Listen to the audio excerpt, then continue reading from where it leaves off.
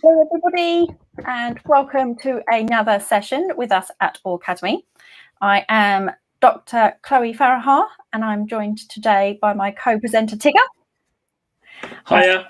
I am a white woman with a shaved head and giant glasses, and today I'm wearing a flamingo kind of jumpsuit thing that Louis really doesn't like because it's a jumpsuit and it makes him think it's weird. And I'm sitting in my office. Tigger, would you mind describing? And I am a immensely young-looking mid-50-year-old male who is slightly bald. I'm sitting in my kind of office area with a black t-shirt on, and I am frantically squeezing my blue tack. Yeah, so and the reason he's frantically squeezing on the blue tack is that sadly Shona Murphy, who was due to join us, isn't here. So I want to be clear, we are not experts on the topic. So we're still going to have a conversation, Tigger and I, about sort of autistic parents of autistic children, and discuss I know next to nothing about fabricated and induced illness and the accusations and so on. Tigger knows somewhat about this, but we want to be clear, we really aren't experts. So unfortunately Shona's not here. But we, just before we came on, when we were kind of freaking out that we don't know this topic and we want to still cover it to some extent anyway, we were having some sort of good conversations about, I guess, what we hear from parents, from autistic parents that we might interact with in whatever capacity. So Tigger does consultations and supporting families in schools with Senkos and things like that. So we were just having a conversation about something that I've heard, for instance, Jodie Smitten talk about, which is that when you become a parent of an autistic child or otherwise disabled child or multiple children, that sometimes you get really lost in battling to support that fantastic person with schools, with services and so on. And things that Jodie has talked about, or I've seen that she's posted about, is that it means you have to become, like knowledgeable about law and, services and things, and that you actually don't get to enjoy your family.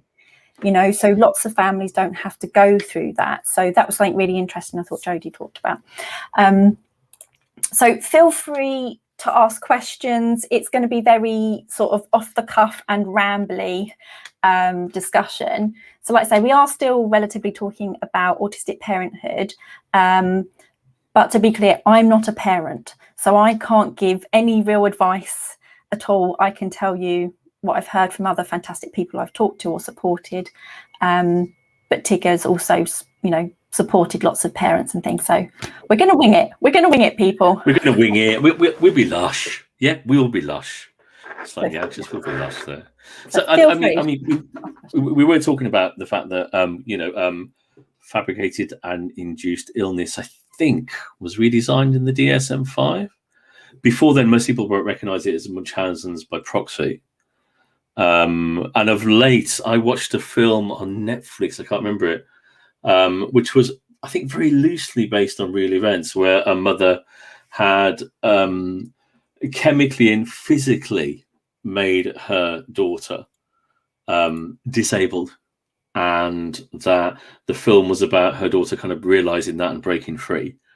And but I think there's a very infamous case in America where, and I'm sorry for not remembering names, it's just stuff I've recognised in the past, where I believe a child went through a similar process over a long time and eventually ended up, I think,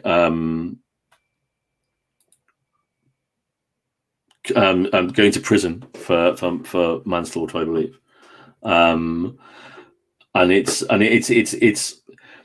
kind of, there's a few around at the moment. I think there's another one on Netflix coming up as well, and I think there's a bit at the moment in the media about Munchausen's by proxy, or as we all know, fabricated induced illness, being a bit popular in terms of media representation, but wholly and incredibly, awesomely misunderstood. And yet we were talking about the work I do with families, individuals, and I know of many awesome parents, where, the professionals that they meet, not all of them, but some of them, the professionals they meet will take what they say with, as the saying goes, a pinch of salt, and you get the usual response of, we don't see this at school. Yeah, really, everything's fine here. And then with that goes the intonation that, everything's fine here. Is everything fine at home? And then you go, we don't get it here at all, do we? You know what I think? And then you get the idea that, a parent is making things up for whatever reasons. And I think that if you've got then a group of professionals suspicious of a parent and their motives, you then have a parent who is, thank you, Jodie. Seen some comments. A parent that is also awesomely autistic themselves. Then you've got anxiety around meetings, anxiety around sudden changes, the overload those meetings could present, and so on and so forth. The fact that you suddenly have to become an expert in the law, in aspects of teaching, and the list goes on and on. And you're right with that one comment of you can't enjoy being with your child, but you're also hypervigilant all the time, really stressed, and feeling like you're totally being disbelieved. And it's that which I think is devastating. And I think there was a figure I quoted. I looked at it. I think from what I know, and I came across this with the PDA Society. From what I know, it's a very loose definition in the DSM-5, so it's a bit too broad, maybe, to be understood correctly. The idea that I think you're looking at. What am I looking at? I've got some figures in front of me. Prevalence ranging from 0.4 in 100,000 to 2.8 in 100,000 if using the broader criteria, which I think a lot of people are, and that causes problems. So you've got a lot of individuals out there, a lot of professionals pointing the finger at awesome families, suggesting that they are making up X, Y, and Z for whatever reasons, looking at fabricated induced illness, or as they may understand it, Munchausen by proxy. And I think the amount of families going through that in the UK, if I may use that, is huge. In reality, the figures should be, well, if I take the medium here, it should be possibly 200 across the whole of the UK, if those figures are led to be true. When in fact, I suspect there's so many families going through it. And if you're awesomely autistic, the idea of meeting a professional, being questioned on the spot, being disbelieved, and the list goes on, being faced with, and we talked about this really quickly beforehand, being faced with that autism champion that's done that amazing 3-hour course. Though I do know some autism champions that are fantastic and lush. But just as an example, because I heard that several weeks ago, the autism champion had done a 3-hour course, but the school's autism champion, and they understand a lot about autism, and they're questioning the parent who is there, 23 hours, 56 minutes and 4 seconds every day with their awesome child. So I think, from my viewpoint, it goes back to the fact that it's that being disregarded as a parent, being disregarded as an autistic parent, the problems you have then with that communication, interaction, and meeting people and going through the process and so on. And also, as you said, the fact that you can't really enjoy your child growing up. And that's a huge bundle of trauma for so many individuals across the UK and other, other areas as well. I'll pause. And I've just seen... I just saw, Roberta saying the whole criteria for FII, so fabricated induced illness, is based on ignorance. Apparently just being an autistic parent is a risk factor. Yes. I'm actually bringing up the DSM to have a quick look, because I have the DSM here. So what do we think it's actually in here? So when I don't know something, I want to be at least able to give you, learners here some information, so at least I can give you what the DSM says. And fantastic Jodie Smitten has jumped on with us. So while between us we can have a conversation about this. So I'm just going to add in fantastic Jodie Smitten. Thank you so much, Jodie, for jumping on. Hello. At least Jodie's a parent, an autistic parent of children as well. So between us, we might be able to have a discussion. Jodie, hello. From my perspective, a lot of work I do is with with awesome families who are continually fighting against the system. Who, one of the things I often quote is, you get a family that will go, "Hi, yeah, my son or daughter, he's sure they, a little bit concerned. I think that maybe, yeah, great, let's put you on a parent course. Oh, okay, but I think no, let's put you on a parent course." And that is one of the things I hear from an awful lot of individuals. That and the first thing they feel because of that is their need for help and support is being completely disregarded. But the first message they're getting from the professionals they seek out help from, not all professionals, because I've got some mates that are really lush at what they do, but from some professionals is, we need to check you're a good enough parent first. And that in itself is a devastating message to receive. Yeah, I think it can, there's so many levels to that, because, and I talked about this on a thread somewhere recently, is that some local authorities now won't even assess a child for neurodivergence unless the parents have been on a parenting course. Using parenting courses. And not only that, is some of the parenting courses, again, some of the parenting courses are horrific. They're not, that some of them can be quite damaging. They can be quite behaviorist. They're not really training in the autistic experience. So it's not particularly unusual for parents to come away feeling even more deflated.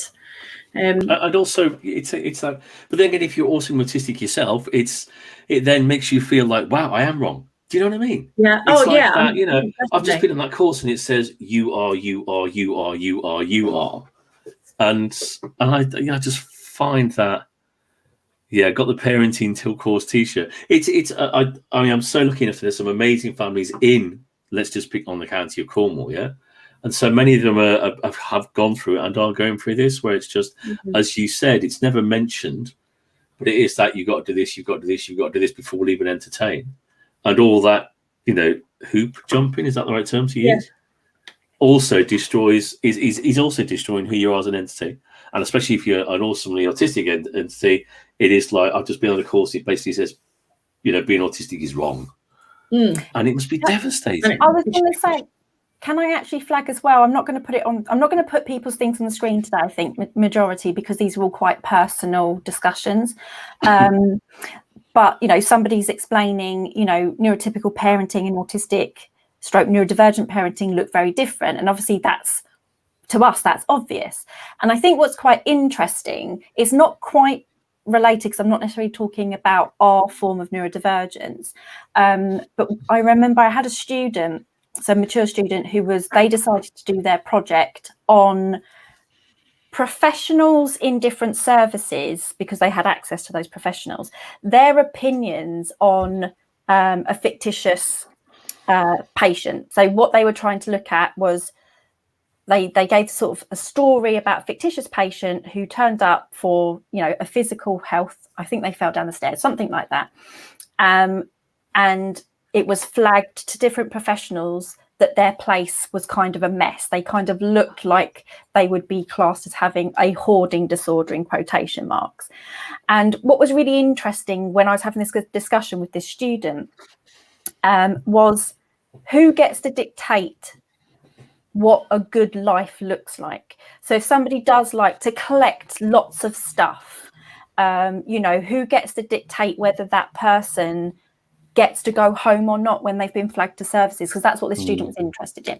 So I know that kind of sounds off topic, but I guess what I'm trying to say is, who's to say what is good parenting, what is a good life?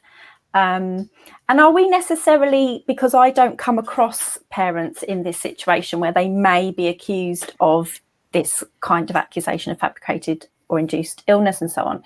Are we talking about real concern that there's something wrong in the home, or is it just that the child is different? I think it really varies. I think, I've worked with families whose children have got a formal identification and it's been challenged by Senkos and teachers, which is just crazy. I've got parents who have withheld their child from interventions because they can see that actually, or they've stopped certain people working with their child because they can see that actually it's doing more harm than good. And then they're deemed to be neglectful in some way because they're blocking. I've had too many families recently who, you know, as a parent, you try to access services that you think will be appropriate for your child. Sometimes you do that because you need the support. Sometimes you do that because it becomes a bit of a tick boxing exercise. And this has happened more and more frequently. Well, my child's unable to access school due to unmet needs. However, nobody will sign my child off school, so I must access CAMS. And then you just end up with all these people involved in your children's lives that don't have the autistic lens. And then they can be, you know, I've gone through this as a parent, even as a professional in the field. I've read reports about my child that I know are completely false, yet have made me go, okay. And I've had to check in. I've had to check in with the autistic advocates and an amazing community and tribe to say, just reassure me that this is absolute rubbish. Because the majority message around us is that our children need to be changed. Our children have to adapt. Our children have to fit in. They have to learn strategies to manage inappropriate environments. And actually, just as I tuned into you guys a bit late, I'm reading Dr. Luke Bearden's new book. I'm reviewing it for him. It's not out yet, so it's a real lovely privilege. And he's talking about reasonable adjustments, and it's all of the onus is that he talks about. All of the onus is on the person supporting. It's never about the autistic individual, and it's something that I preach a lot about when I read EHCPs and support plans. It's all the child must manage this, the child must do that, the child must learn this. And I'm like, no, why are we putting so much responsibility and onus for a child to compensate for, I've gone completely off on a tangent here. But why are we putting so much emphasis on a child to compensate for an unaccommodating world? Yeah. Can I add to it if I don't? Yeah, go on. I just slightly bring it back. As parents, when we say no, we're not gonna send our child to these therapies to teach them how to cope. We're then deemed neglectful. And again, I'm not going to put people's comments on the screen. So fantastic person that I know who's amazing, lovely parent, and her young person is just lovely and so funny. And you can really, when you're neurodivergent yourself, I've gone off on a tangent too, but when you're neurodivergent yourself, you can see how that young person, how their mind is working.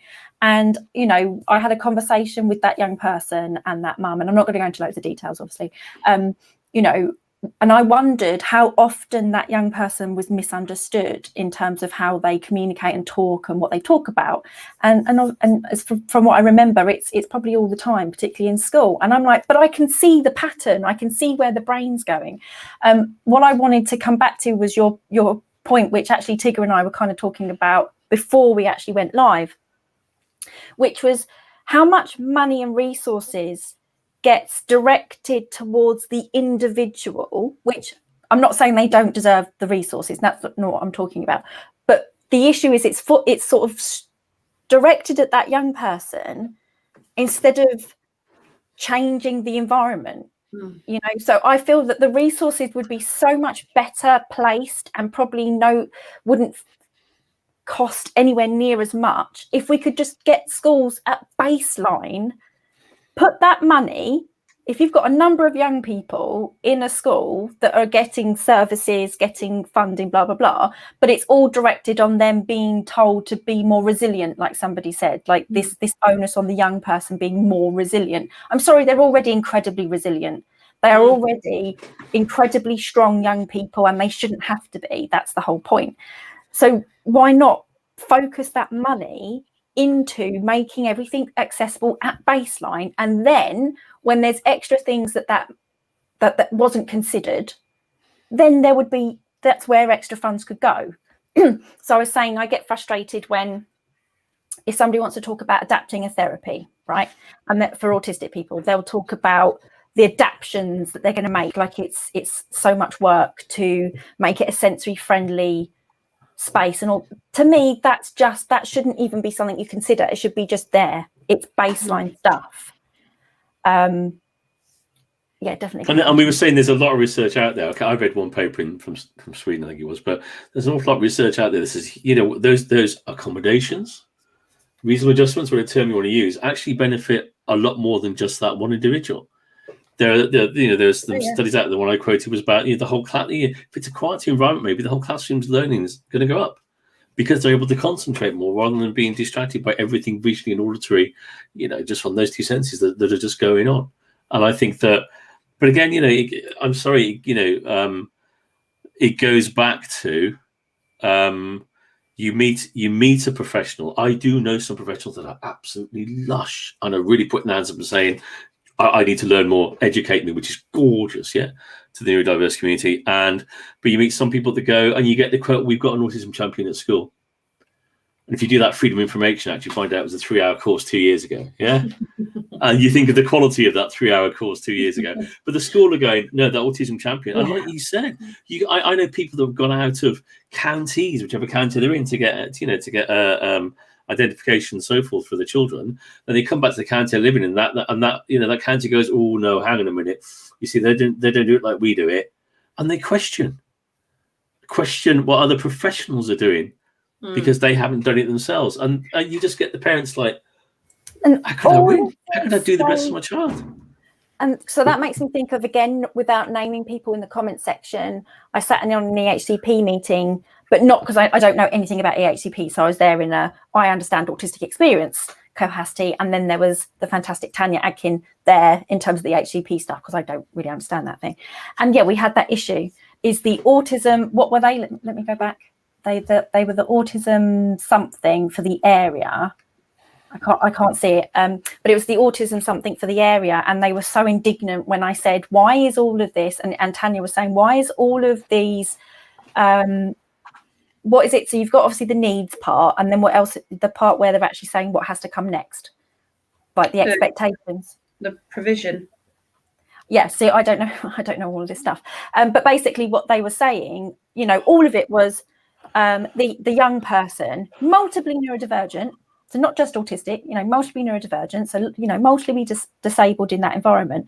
And the suggestions and stuff was, young person should try to work out or learn the meaning that it was basically what they were trying to say was learn the meaning underneath what's being said and all this kind of thing. And I'm like, why? And I said, why, what? And we said with, Tanya, why are all of these about the young person changing? Why aren't you teaching the young people around the young person and the teachers how to communicate in a straightforward way that you don't have to work out the hidden meaning? And he was indignant. He was what, you want us to change you want us to change the world around her? And I was like, yes. And I think it's the most rocket science. One of the best lessons I ever had. I did like 17 years thinking education and lecturer, teacher, and so on. And one of the best moments in my life was when an individual who was a student of mine, who is awesome, said to me, "Look, I want to tell the class." And I went, "Okay," because it wasn't working in this tutorial environment and so on. He said, "I want to tell the class about who I am." And he's telling them from his soul, I'm autistic. This is my life. Transformed that whole classroom and made a classroom full of autistic advocates, which was incredible, and friends. And they understood him, and they just did things. They would say, "Hey, can we? What do you think?" It just changed the whole thing. And yet so many other people are afraid to ask an autistic person for their input because they don't want to know it. And also, again, going back to the parents, they just automatically think that the parents are just, it's I said it before, it's for some environments, the quote is like it's our way or the highway, And our way, you know, you've got to give eye contact. You've got to sit still on that chair. You've got to wear socks. You've got to wear that jersey. And it goes on. If you're saying that when that child's at home, there's a lot of stress and things that we can't see, then hey, we're doing everything right. You as a parent must be doing everything wrong, and it's just terrible. What I'm having more and more experience of as a parent, but also as a professional, is parents being accused of enabling. So if you are meeting your child's needs at home by not making them wear socks, not making them sit still, supporting them with everyday tasks, supporting them with their working memories, meeting them where they are at, then you're deemed to be enabling them. And because particularly if you've got a child that masks, so in school they look like they are managing, but then at home things are very different. It's just so frustrating. And I think I've actually just done, I'm slightly obsessed with Canva at the moment, and I've just done I was just literally about to post one of my little things that I do on my Facebook page, because I've been talking about this a lot recently. And it's that autistic lens, like you said, Chloe, in that meeting. It was so important to have that autistic lens. And if we, like, in terms of bringing it back to FII, when I think about one of my own children who doesn't wear socks or pants, and has an incredibly sensitive head that's painful to touch, so he doesn't have his hair cut and barely has it brushed, so it's quite wild. Can only manage certain items of clothing, so sometimes it might look like he's inappropriately dressed for the weather. Sometimes he is wearing pajamas outside of the house. Like, I do sometimes look at him and thought, if I didn't have an autistic lens looking at him, I'd be like, where's that child's parent? Where's social care? Because he looks quite dishevelled. However, he's happily running along the road, stimming, and he's comfortable. And but again, then that's where he's at. You go back to my point that I was making before about somebody who looks like a hoarder, for instance, or is a hoarder, and it's who's dictating what is a good life.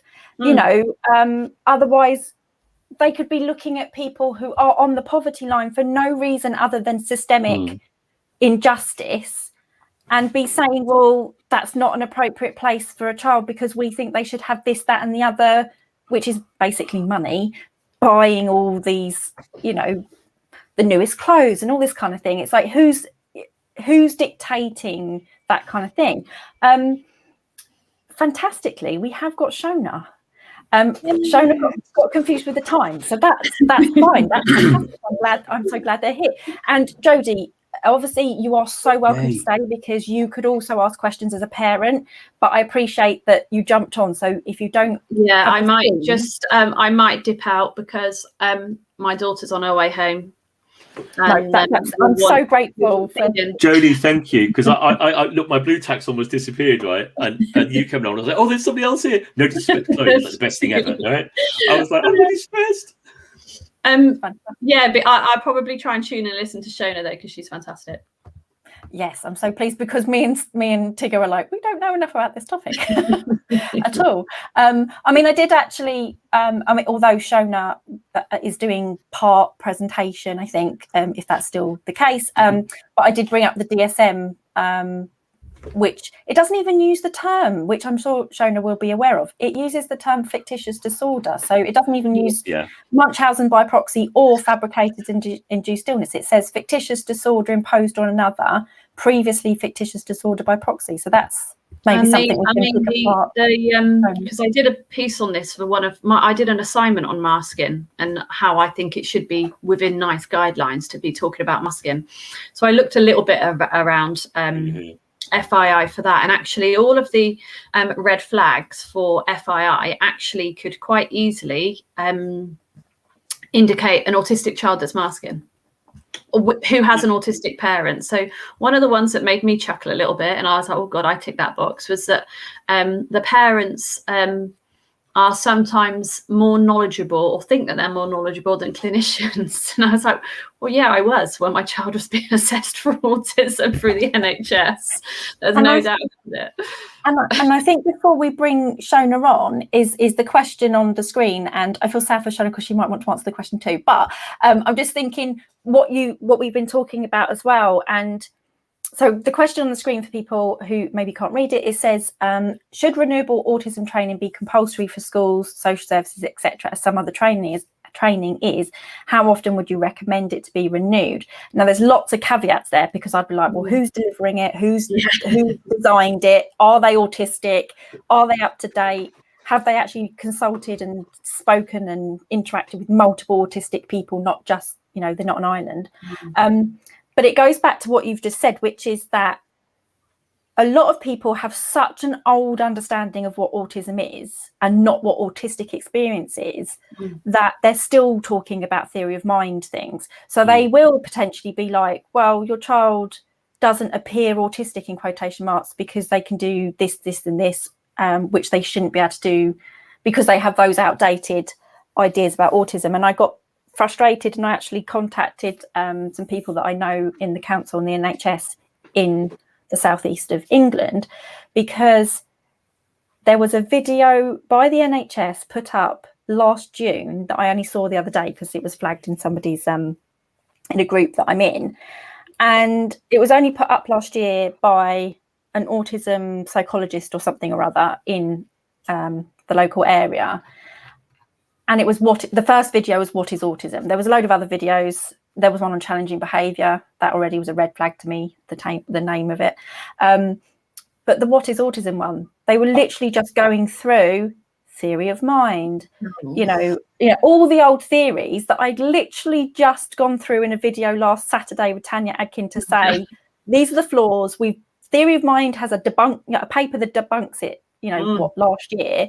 Why is this still being taught to families? Because, the NHS is giving that video to families. Yeah. And that's not what autism is. This is, as we said, you've got, as I said, and sometimes I feel for some of the professionals here, because they look at you and go, but we just, and they look at you and they say, but we've just sent our staff on understanding autism training. We've just sent them on it. And their remit in the back of their head is, therefore, it must be the most up-to-date, brilliant thing ever, because they went on it 2 weeks ago. But as you say, if it's like decades old in its rhetoric and what it covers, then it doesn't matter if you did it 2 hours ago. It's wrong. It's out of date, and it's damaging. And even some of the ones that weren't developed a decade ago are still very much based on the theories that were developed a decade ago. And I've had a massive issue with one that gets access to a lot because it's free. It's a government funded one, and it's like a level 2 understanding autism course. And I had a parent that was on it, and so I got her to send me some screenshots, and I was like, I can't even believe that this is out there. It was just so behaviourist. It was so ABA in disguise. Where they were talking about limiting special interests, rewards, and it was just horrific. And I was like, this is the course that our TAs are accessing, that our schools are accessing, that our parents are accessing, that even probably GPs are accessing, because it's free and it's government funded, so it should be good. People just think, oh, the government are funding it must be good. And the content was so damaging. And then we go to, who do we blame then? Because to some extent, then you can't necessarily blame some of those service providers like TAs and things like that if they're not being given the correct education and information. So who are we blaming? Who can we go to and say, stop this? Because we've literally just done a session on the importance of dedicated interest for our well-being. And you've got training saying, stop those dedicated interests. It's like, no, there's conflicting information, and we're much smaller voices in comparison. We don't have that power. Okay. Thank you so much, Jodie. You are, like I say, welcome to stay. Thank you. If you need to disappear. Yeah, I'm heading. Thank you for having me. You are most welcome, and I'm so grateful that you could jump on. Thank you. Yeah, stay very safe. Thank you so much. That's okay. Take care. Bye. Let's move on. Shona. Hello. Let's pop you up the top. People don't need my face quite as much. Let's put me at the bottom. There we go. Fantastic. Thank you so much, Shona, for joining us. We've just been rambling. It sounds like I missed an interesting discussion. I'm gutted that I thought it was at 8, but I've only been sat in the next room eating my takeaway. I could have been listening to you all. Not to worry at all. And we actually recently did a session with Melissa Simmons, because she completely missed the live because of her executive functioning. So it's completely understandable. We're all neurodivergent. So, that is one good thing about working with other neurodivergent people, at least. Yeah. And I'll touch on that a bit in my talk, my presentation. It's supposed to be 10 minutes, but it's more like 15. Is that acceptable? No, that's absolutely fine, because we really don't have the information that we wanted to be able to give the learners here. So if you've got all that information, so that's absolutely fantastic. Oh, sorry, I didn't mean to do that. I was getting that prepared when you're sharing a screen, but that's fine. Shona, we tend to, obviously you don't have to if you feel uncomfortable, but we tend to, at the start, we would have asked you to describe yourself for potentially blind people who are listening. If you're okay to do that. Yeah, right. So I'm a white woman with long brunette hair. I'm sat in my office, so I've got blue wall behind me and a brown sofa, and I'm sitting in my office chair. Fantastic, thank you so much. And kind of briefly, because we do like to ask guests, particularly if they've not been on before, just a nice straightforward question, which is, who are you? Potentially if you're welcome to talk about your dedicated interests or the things that you're interested in. And we do also like to find out, when did you discover you're autistic? So the first part of that question is, who are you and what are your dedicated interests? So I'm an autistic mum to 2 autistic children. That's probably the most important thing I do. I am PhD researcher looking at false accusations of fabricated and induced illness amongst autistic. Well, it's actually amongst parents of autistic children, because it isn't just autistic parents, but who are getting accused of it. But it also is, I think, a lot of parents of autistic children may actually be autistic as well without realising it. So, yeah, that's what my PhD is on. And I did the Sheffield Hallam University Masters in Autism. And I'm going to talk a little bit about my research I did for my dissertation, which was on autistic parenthood. The pros and cons. Fantastic. I know a number of people actually who really enjoy the Sheffield Autism Masters. It's Masters, isn't it? Yeah. Yeah. From what I understand, it's one of the better ones, that you might do throughout the UK, that some of them can be problematic. And you're lucky. Imagine if you go on a Masters and they're teaching you about ABA and stuff like that, which does happen in some of them, and you'd be gutted, wouldn't you? Or you might start thinking that that's good practice, I suppose, if that's what you've been taught. But, Yeah, and I know lots of fantastic autistic students, doing degrees or masters and so on, and yeah, they get quite ill from having to learn those narratives, but that's a whole other conversation. And if you're okay, are you all right to explain when you discovered you're autistic? So I followed quite a common route, actually. So my children, it was my son first, he was having issues at school, and we started thinking, well, first I thought it was ADHD, but then realised that he was autistic, and that's when I started thinking, well, that fits me as well. And then also not long later we started noticing my daughter having issues, and then we all got our diagnosis in the same year in the end. So yeah, all 3 of us got diagnosed. A fantastic neurodivergent family. Lovely. 2015, so 5 or 6 years ago now. Fantastic. Would you like to jump in with your presentation? Yeah, can do. I've not used StreamYard before, but I can see something that says share. So it's very nice and straightforward, this one, so you should be okay. And so once you let me know that you've shared, I can pop it on the screen.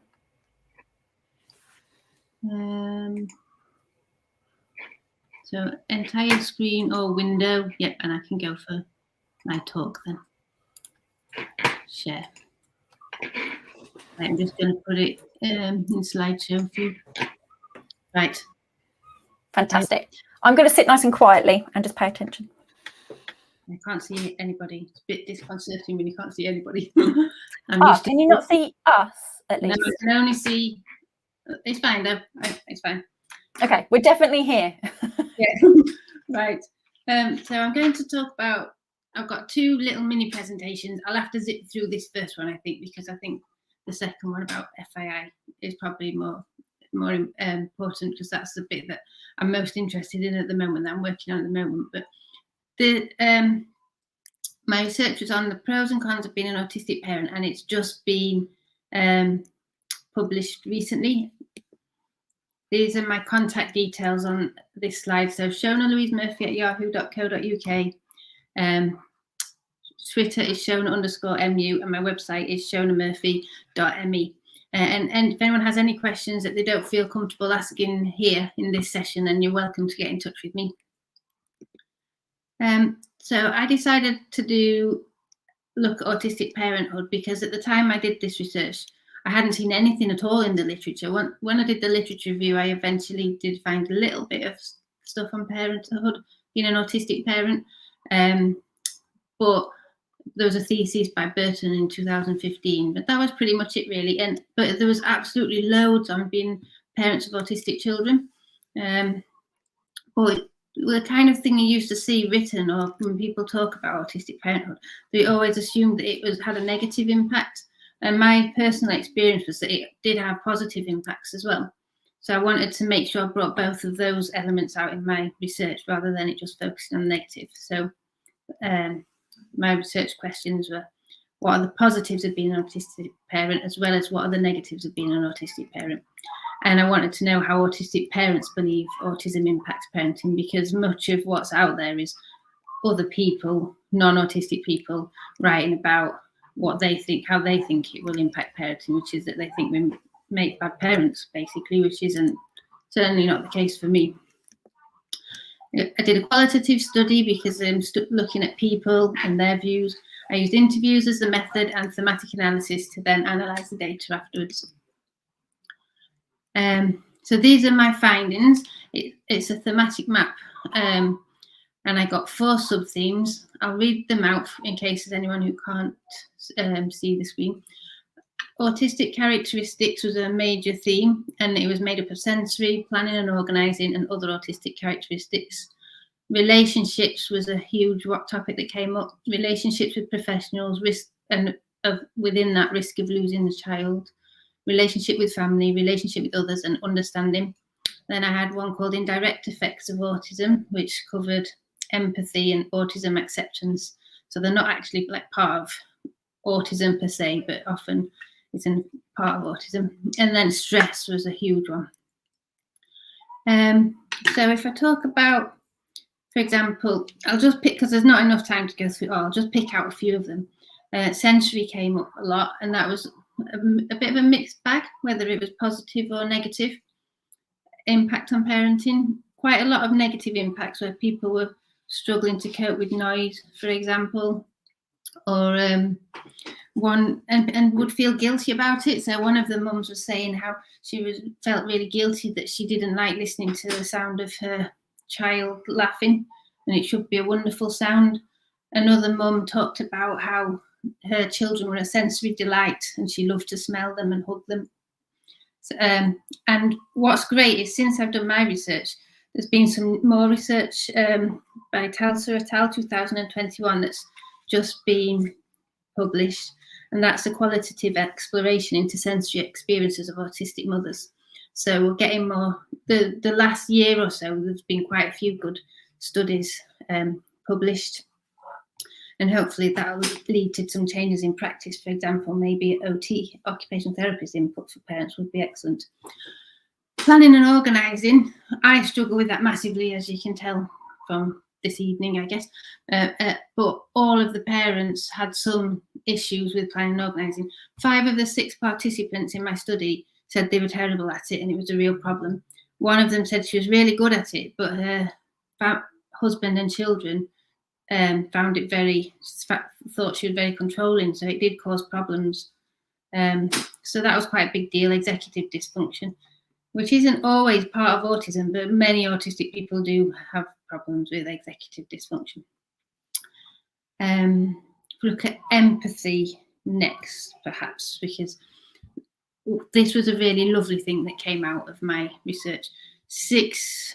All six participants mentioned empathy, but in a positive way. They said that, and it just so happened that all of them had an autistic child. That wasn't part of the prerequisite to be in the study. I just said you had to be an autistic parent, but they all had at least one autistic child, and they believed that being autistic themselves made it much easier for them to empathize with their autistic child. So that was great. I think I've got a quote on that.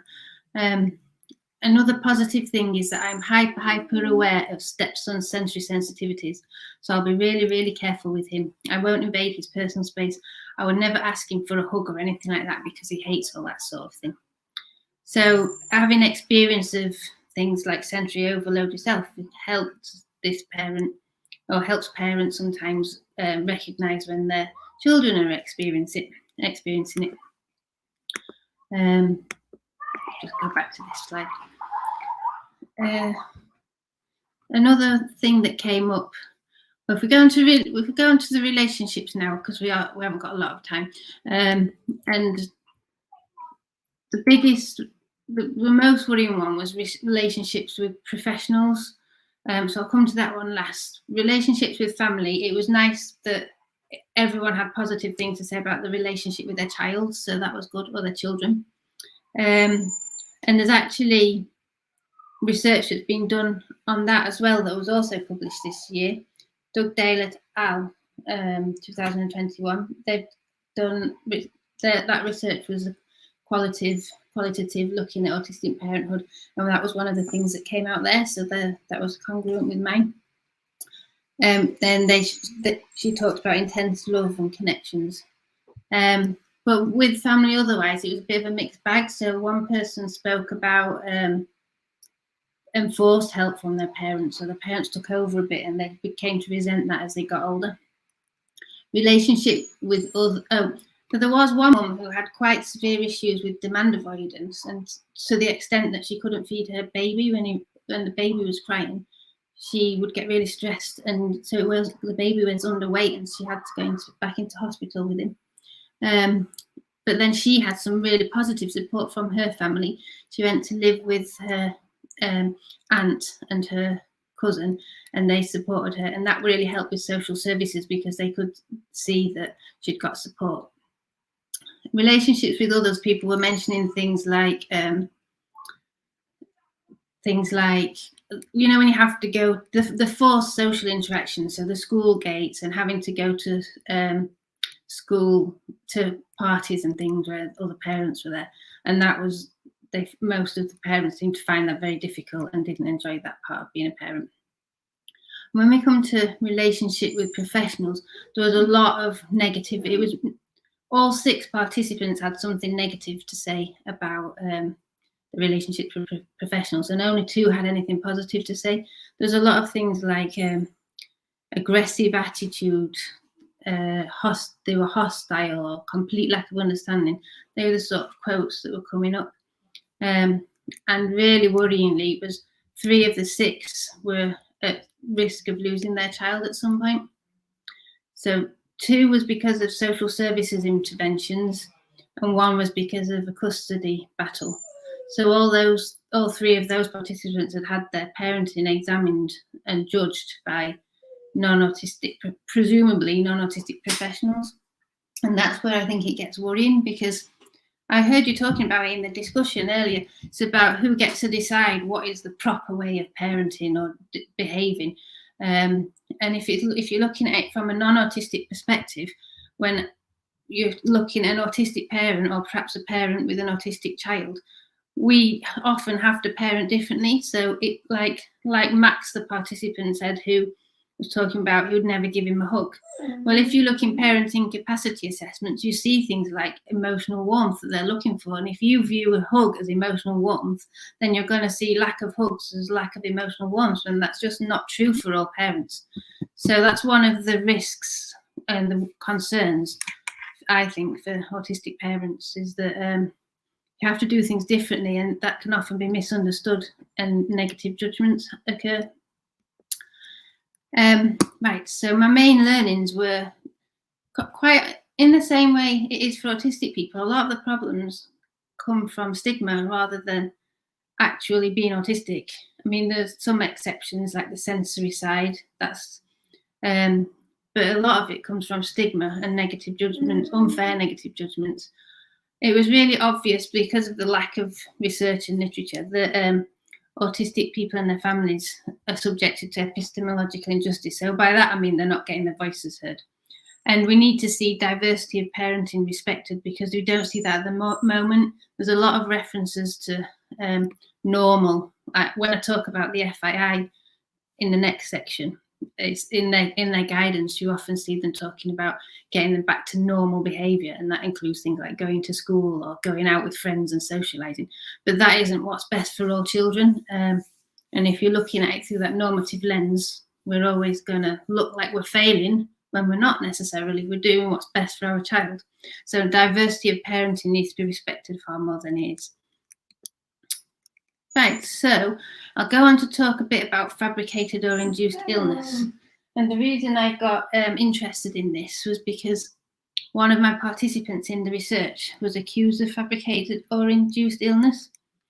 So if I explain what that is first, I'll read the proper definition as it is in the guidance.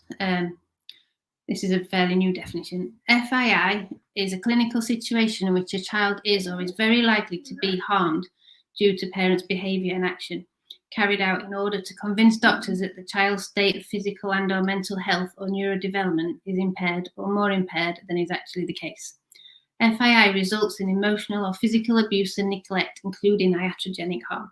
So if I put that in plain English, basically what they're saying is the parent is behaving in a way to try and convince doctors that the kid's ill when they're not, or is more ill than they actually are. And within ill, they include things like autism, which obviously isn't an illness, but it is quite medicalised, obviously, in the medical world. And the problem, but as it's called fabricated or induced illness, it's not only that parents are making it up. In much more rare circumstances, it could be illness induction. And this is a thing that happens sometimes, I believe, and there's plenty of times where there has been evidence, but I think that it's incredibly rare, but it's not being accused of it for certain groups of people, such as disabled parents or parents of disabled children. It's not that rare to be accused of it. So if you look at it, the context, we've got generally in the UK much less acceptance of risk. So you can kind of understand why that is. Social workers, for example, are really under media scrutiny, and so it's far less able in the current climate to be able to take risks. And we have a growing culture of child rescue responses to family difficulties, as Andy Bilson said in a paper in 2018. FII is it sometimes gets said that it's what used to be called Munchausen by proxy. However, FII has a wider definition.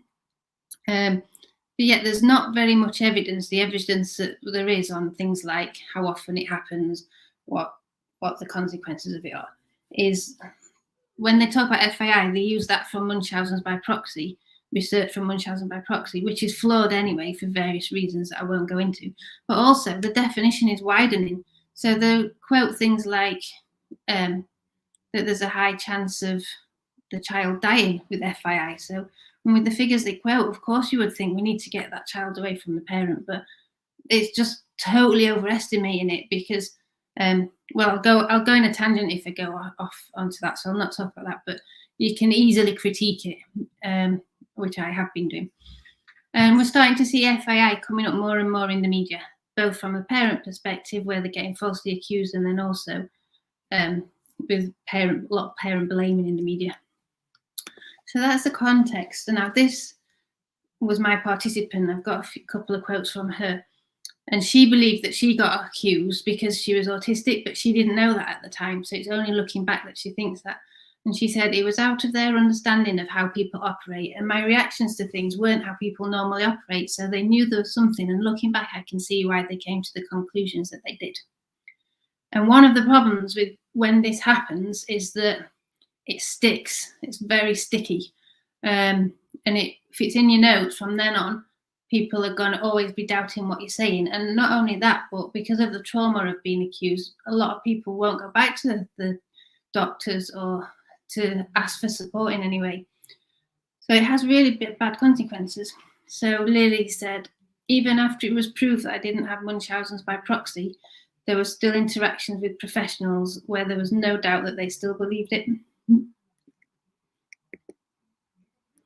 Why is it a concern for autistic parents or parents of autistic children? Well, a lot of how they identify is looking at characteristics of perpetrators, which is basically it's profiling really. And when you look at what these alerting characteristics are, as they call them in the literature, really often there's things that just look like the person could be autistic. If not, it does sometimes say autism, but it's not always that obvious. It's often things like chronic pain, and a lot of us have EDS or fibromyalgia, other kinds of pain. A lot of the co-occurring conditions like epilepsy gets a mention, saying that things like gastro, EDS gets mentioned, and personality disorder, that comes up a lot in the literature and the guidance. If the mum's got personality disorder, then we'll actually get accused. But as many of us will know, that it's a common misdiagnosis or co-occurring diagnosis for autistic women. And I'm talking, although my research was on autistic parents, it is mainly women who get accused.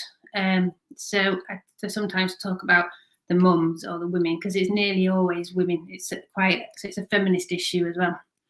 And we're getting more research now on autistic parenthood, on autistic motherhood, just emerging in the last year or two, which is really fantastic, because there was nothing before. But the Munchausen's by proxy has been talked about since the 70s, and there's just not been any acknowledgement of the fact that a lot of these mums may be autistic, and that may be why they stand out as different. When you read the literature on FII, which I have been doing at the moment, loads of it is medical case studies, the vast majority, and even the research that is done is looking at those case studies for characteristics. But there's an assumption all the way through it that if a doctor has said it's FII, and written a case study on it, then they were right, which I don't think they always are, and that assumption needs challenging, I think. And you don't see, so far I've not found anything in the literature that gives either the parent's perspective or the a child's perspective. It'll be interesting to see if I do find something eventually. I've seen something where just a person was accused of Munchausen's, but I haven't seen anything yet of Munchausen by proxy or FII. And in medical case reviews, they never look at the social context. So if someone isn't turning up for their appointments, is it because it's FII, or could it be that they have got a child at home having a meltdown because they're trying to look after 2 or 3 disabled children, as lots of us are, or because we've got our own executive dysfunction to cope with?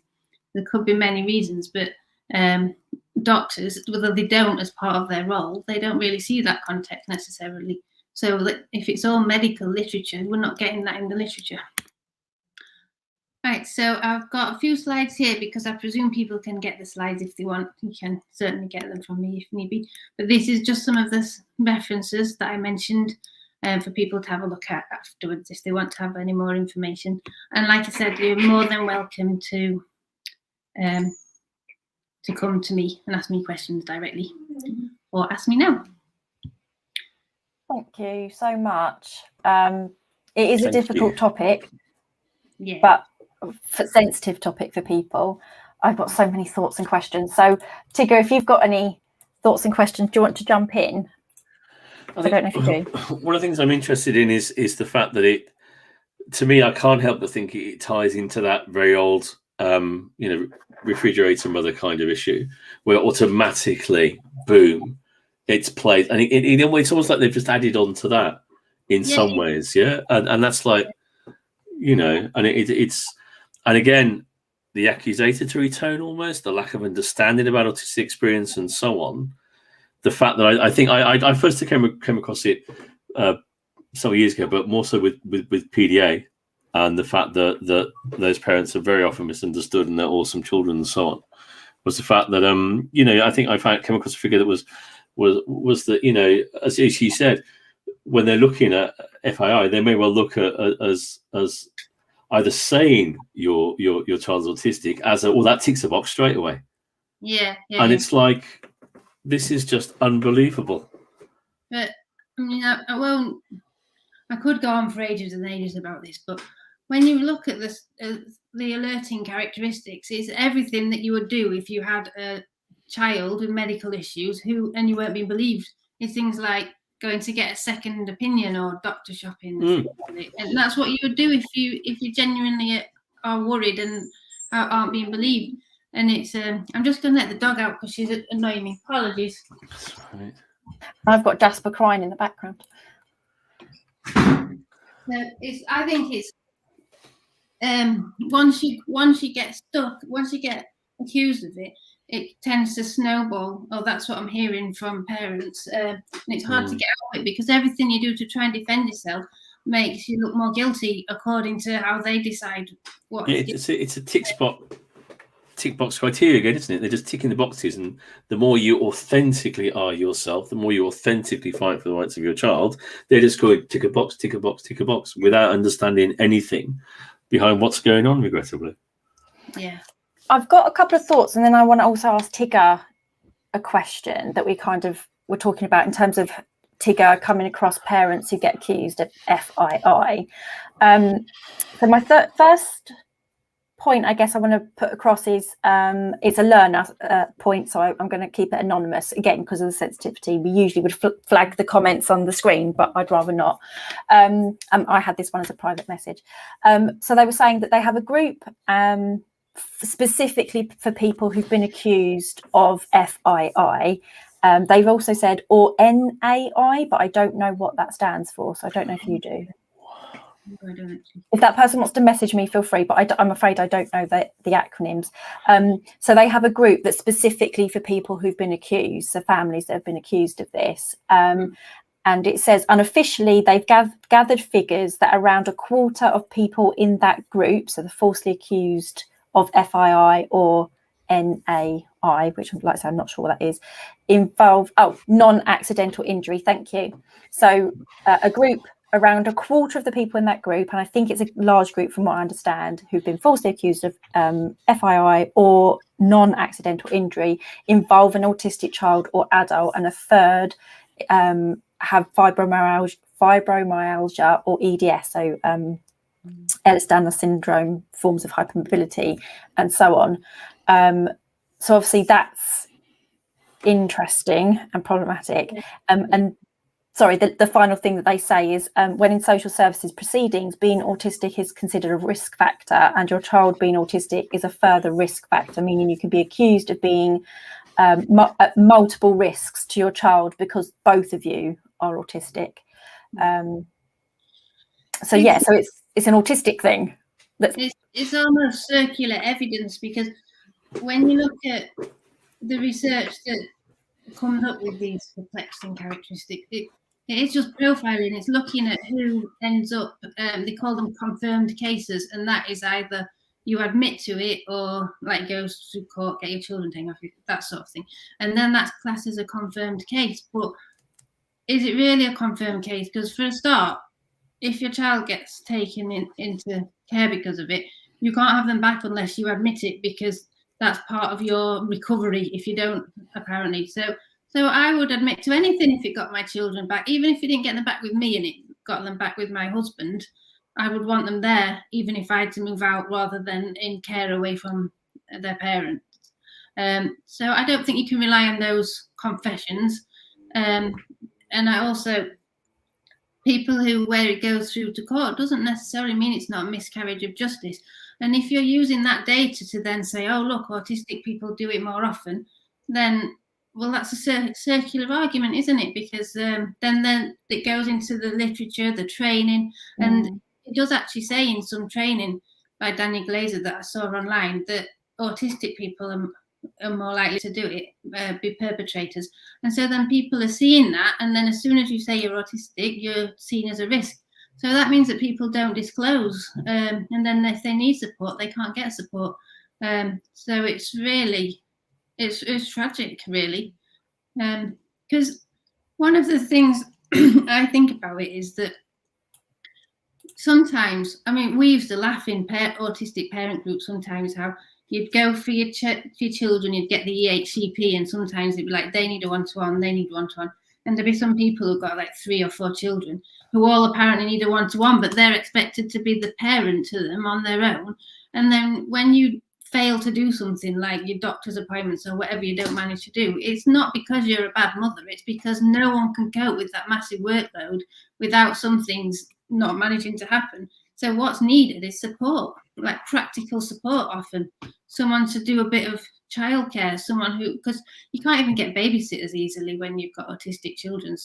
So you sometimes just need practical support. You don't need to be told that you're doing a bad job. It's not helpful.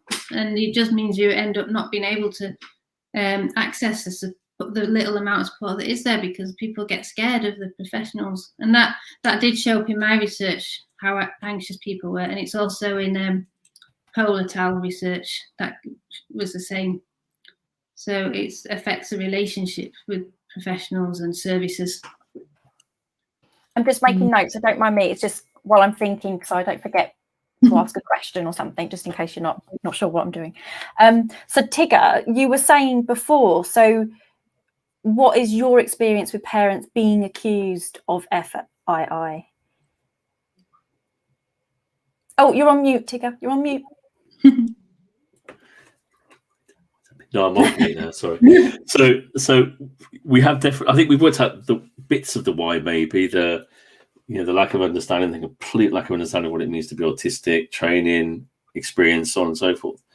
And so looking at your question again, who is accusing? It's almost like it starts off with Chinese whispers.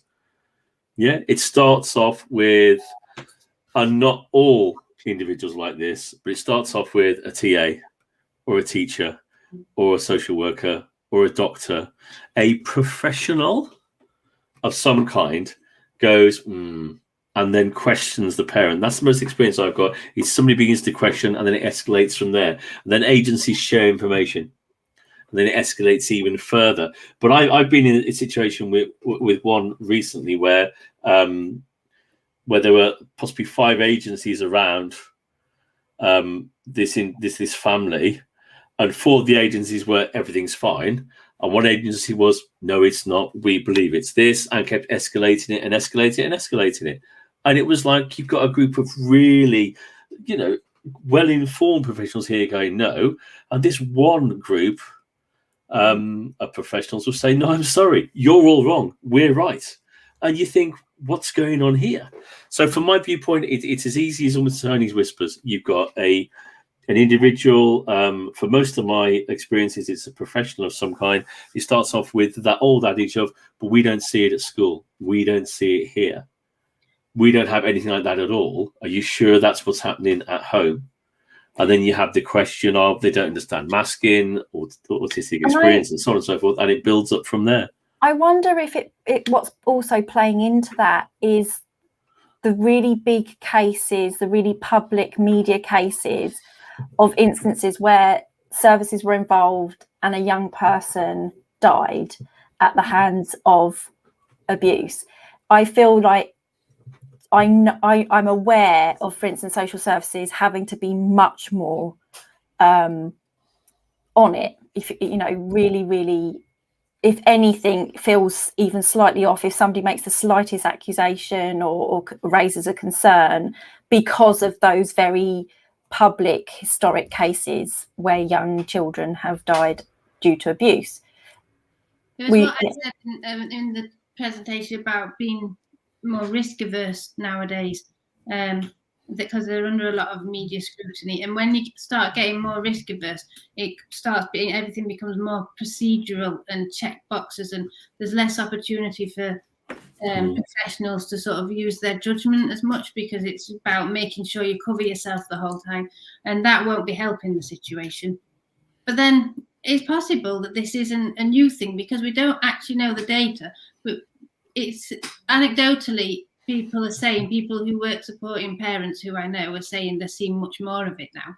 But we're also seeing more people, parents being recognised as autistic, more adults being recognised. So maybe we're now just starting to recognise this link. Whereas if you look at some of the case studies that I've been looking at in the literature, it doesn't mention autism, but you can just see things where you think, well, that just sounds like that person's autistic. Like they'll say, oh, so-and-so complained of pains, or they had epilepsy and they fell out, they had no relationship with their mum and dad, so you'd be seeing social things. So that's a bit of research I'm doing at the moment, actually. I'm going through looking for things in the case studies that seem like they relate to autism. So I think that the literature discriminates against autistic people, and so we can see from that you're more likely to get accused if that's the case. And we don't know yet, because we don't have any proper data or research. I don't know when it's in a false accusation or it's correct, but if you see the individual stories and cases, then you can sometimes see really obviously what the misunderstanding is, and like the professionals thinking this from their non-autistic position, and when you look and hear all the context around it from the parent, they're thinking something different from their autistic perspective. So you can see somehow how it goes wrong, but there's no research in the literature, and people only listen to it. They've got research. They don't listen to just autistic people writing their blogs as much, and that's a shame. Did you hear the Radio 5 snippet? Was it 4 months ago? I heard one a while ago, but I don't know if it was related to that. There was a really good, I don't know if it was a whole documentary, but there's a thing on it on the radio. There was a small Radio 5 snippet on an afternoon, and it was it was, to me, it just went straight back to refrigerator mother. It was a professional kind of saying, the woman is more likely to have been, a victim than become a perpetrator. The woman is more likely to have. The woman is more likely to have. And I was like, wow, okay. And this was, obviously going out nationwide as ever. Yeah, well, it is a feminist issue, and that's something I'll read about in my PhD and learn a bit more about, probably, because in general, women get believed. I understand anyway. I've not read a lot of the literature, but women generally get believed less at the doctors. They're more likely to come away with anxiety medication when they complain of pain compared to men. So it is. But it also interacts with other areas too, like race or anything where there's like a middle class normal way of parenting, conceptualization of good parenting, and if you don't fit that mold, you're more likely to be seen as doing it wrong or incorrectly, when actually, in my case, for example, I used to let my daughter wear onesies, and she was 7 and she was still wearing onesies outside, and it was sensory, and I just knew people would judge me, and they'd make comments, but I did it anyway. But I didn't have social services keeping an eye on me. If you're a mum who needs support from social services, and you don't feel like you've got the freedom to do necessarily what you think is best for your child, because you've always got to think about how these powerful professionals. Yeah, because one of our learners has said, in order to try to get support, they do risk assessments and child protection assessments as a matter of course. Yeah. That's so you're asking for help, and then you're having this accusation thrown at you because you need help in the first place. That's another problem is, so when you look at child in need, disabled children fall into that category along with abused children, and it almost as if it's the same and get treated the same way and go down the same route, when that shouldn't be the case. Plus you often have a higher bar for parenting for disabled people than you would for non-disabled people, children. when you're getting examined and judged. So can I ask, who, generally speaking, are doing the accusing, and who has the authority to accuse? So for instance, you can't or shouldn't be going around and saying, as a lay person, I think the person I'm talking to has this mental health issue and I want you to do something about it. You might be able to make a suggestion, but you certainly can't put it into writing, if you like. Does that make sense? So who typically is doing the accusing in these cases? Well, this kind of covers one thing that you touched on earlier that I didn't mention in my talk. So fabricated induced illness, it is not an actual diagnosis. What's in the DSM-5 is fictitious disorder on another, and that has to involve deception. FAI, they say they're just an anxious mother. It's having the same effect on the child, so they should treat that in the same sort of way. And there's not an actual diagnosis, even though when you read the guidance, it appears like it is. And it tends to be, I think because it's not always as blatant as someone saying, oh, I think it's FII. Most of us probably who are autistic parents have experience of being disbelieved by professionals, or just small things like when I thought my daughter was autistic, and I'd spotted it early because I had a lot of experience and was doing my masters and stuff, and then people at the nursery were saying, oh, are you sure it's not because you're autistic and you're looking out for it, or do you think it's your anxiety passing on to hers, things like that? So that's like the milder version of gaslighting and disbelief that they have to put up with. And then I guess once you get to the stage of FII, it's more extreme. It's more extreme level of that.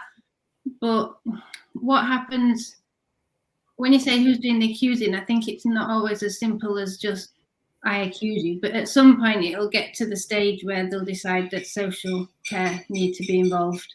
And when you when you go through look in the guidance, there's a procedure for people to follow, and it'll say when you should get social care involved. But basically, once a doctor or a pediatrician or whoever the doctor might be states it in writing, their evidence can be used in court, and it's seen as like, because it's medical, almost gospel. But actually, people like pediatricians have general knowledge. They're not necessarily autism experts. And a lot of the people who are talking about FII and writing about it, they don't have the level of autism knowledge that you need to be able to see these patterns that are happening. So I don't think they are necessary. You mentioned it also earlier when I was listening in on your discussion about how one of the things is that the mum thinks she knows more than the professionals, and I did about autism, but most of the people I spoke to, I did know more about autism, and I actually said that to one of them at the in an appointment once. I said, I probably know more about autism than you, and I regretted it instantly, the look on their face. Like, oh. Even though I thought it and I was right, because I'm a specialist. And in itself, that's really bizarre anyway, because yes, people are parents, but they might also have other feathers in their cap, i.e. they might be a doctor, they might be a PhD in that topic, But I could see I'd said the wrong thing when I said that, and so I thought you have to pretend you don't know anything. But I'm interested in when a person becomes the expert, because I do hear very often a level of professionals go, "Oh, we have an autism champion," and it can be more for others, and some are fantastic. For this particular example I'm thinking of, it was literally a 3-hour course 2 years ago. Yeah. And so everything that autism champion said was, well, they know it all. And the autism champion was, not an autistic individual, and was talking to a parent who lived this experience 23 hours, 56 minutes and 4 seconds on average every day. No, you don't know. I know. And then, so when does that person? So when is it? Is it in their eyes? Who is it? Is it a doctor? Is it a professor? Do you know what I mean? Who is then the authority? And they ignore those people that live it and breathe it and smell it. Once you've got FII in your notes, you're instantly relegated to the bottom and not believed. The fact that you're a parent anyway is already puts you pretty low down in who should be believed. But then FII in it, well, not only are you scared to speak to people because you're scared because of all the trauma that's happened to you and your family, but people don't believe you or take you seriously. So it's just really, you end up just stuck between a rock and a hard place. And this is why we need advocates who have real expertise in this area who can support parents like this.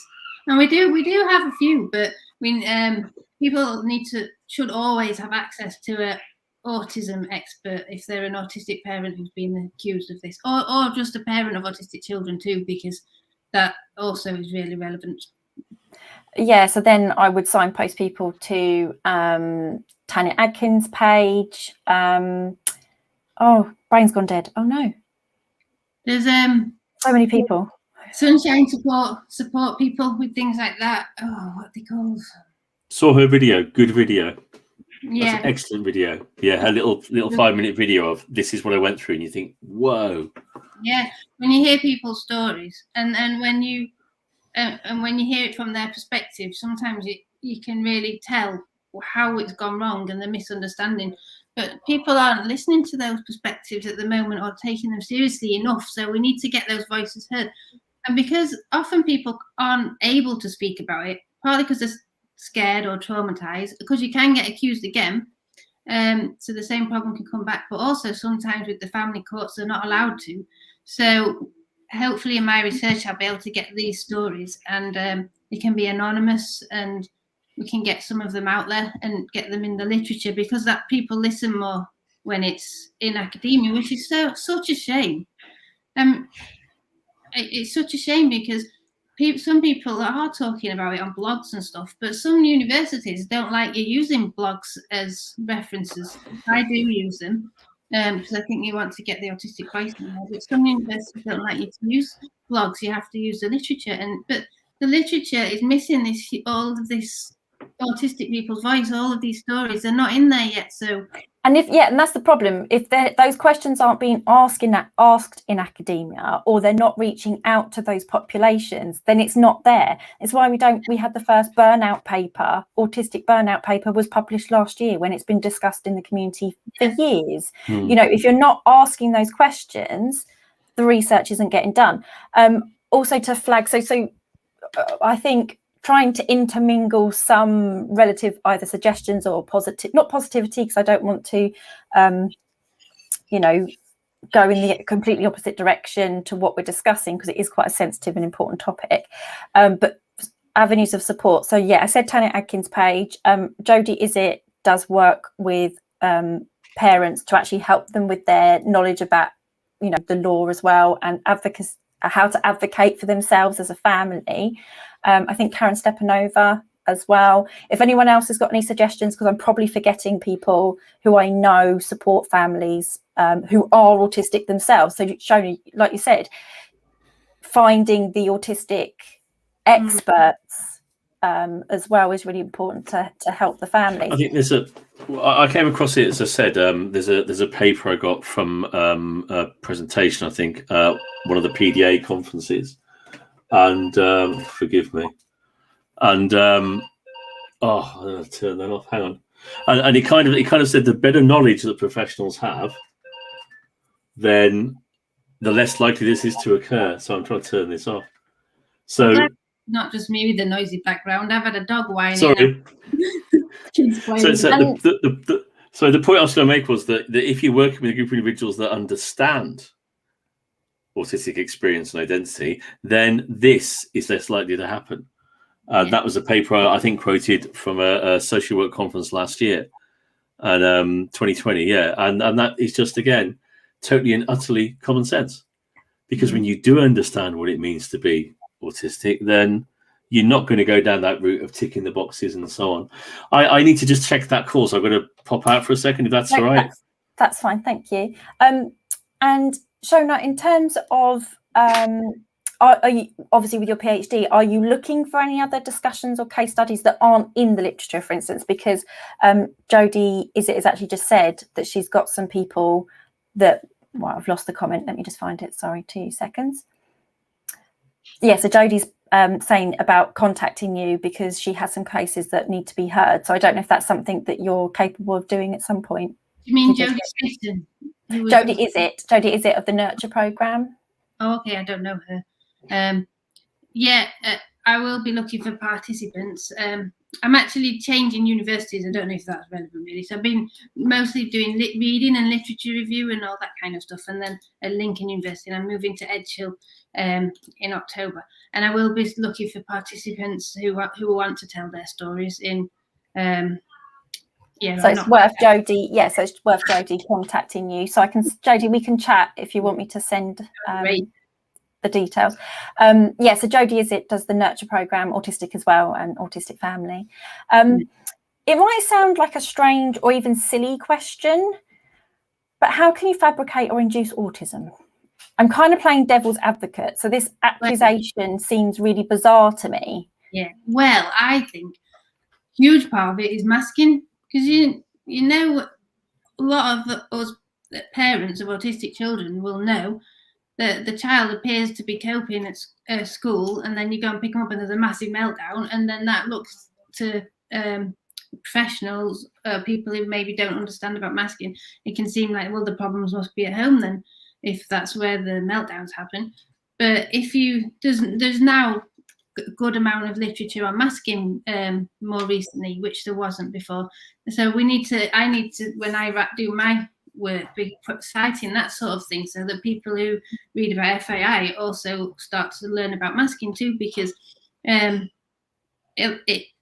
it's completely normal for autistic people to behave different, for everybody to behave differently in different circumstances. And I can hold in my stress until I get home, and I do. I try my hardest not to have and it's not always possible, but I can delay meltdowns to some extent till I get home. And that's what we argue, as many of us as autistic people argue, is that you feel you're in that safe space where you are safe to let out those emotions, those pent up frustrations and overwhelm and so on that you've experienced throughout the day. Another thing is misunderstanding the behaviour. So I think I heard Tigger mention PDA earlier. So if they just think that the child is being naughty or willful or badly behaved, and then often the parent gets blamed for that. If they don't understand about anxiety causing that behaviour, then that can be another reason why it's seen as if the mum's making it up as an excuse to get out of the bad parenting. So it says this sort of thing in the guidance or in the literature about FAI as well, of why people do it. It's either, apparently it's to get attention, because we want attention. I mean, who wants attention from all the medical authorities? Nobody wants to spend, well, I guess some people must do, but I don't buy that it's for the attention. But as well as that, it's for things like getting the benefits that you get, which isn't a lot, is it? With all the services, it's not a lot with autism. But that's another thing that can get used against people. And excuses for their not being able to cope with their child, basically. That's the sort of thing that's said. And that's something that I actually made a note about, which was that the definition that you gave, you demonstrated for us of FII, included the notion of exaggerating a young person's disability. But that's built into the different systems of either benefits or service provision. So, for instance, you're less likely to get the benefits you deserve rightly as a disabled person, unless you demonstrate your worst case scenario. Exactly, yeah. So how many people exaggerate? Loads of people do, don't they? So it's not as if that should, I personally don't think that means that you're a child abuser, because FII is classed as child abuse. Because people say if you want to get your the benefits, DLA, whatever it is, PIP, you have to talk about your worst day, and whether people agree with that or not, that is what people feel they have to do to get what they should be entitled to. So I don't think if you're saying exaggerating makes you someone who's a perpetrator of FII, well, that would cover a lot of people probably. it's almost become a bit of a catch-all. It's as if there's an assumption that if a doctor can't spot whatever the issue is, there must not be one. It must be in the mum's head, must be made up, or their anxiety. And that's why, sorry. There's loads of conditions or things that take many years to diagnose, like EDS, takes people ages to get diagnosed with that. So all that time while they're not able to get diagnosis, the risk of being accused of FI. And I think the pathway to getting an autism diagnosis can make you at risk as well, because people are getting accused when they're trying to get diagnosis. So that's worrying too, because then people will stop trying to get a diagnosis, won't they? And they'll just try and cope alone, and then kids won't be getting the support that they need. So there's a few things there. So like I say, there's that it's built into the system. Yeah. In the multiple systems, if you need services of any description, it is built into it that you have to jump through hoops to receive it. So if it were the case that you can just turn up and be like, I am autistic, this is how I experience, relatively speaking, on a daily basis, obviously it changes, being autistic, and then that person go, okay, this is the support we can give you, as opposed to you're not autistic enough, in quotation marks, or you're not struggling, so you can't be autistic. You know, my niece is considering assessment, but we've known she was autistic since she was very small. But you know, because she was relatively happy and doing okay at the time, she's not now. She's had to leave school because school is not suitable for her. You know, it was kind of that, well, why do you think she's autistic? She's fine, she's happy. And it's like, yes, but we weren't even asking for support. We were just giving them information. It wasn't even we were asking for something. It was, she's autistic. And we just want you to know that, because it's important to understand her. But it's not, we want things. We don't want anything from you. Yeah.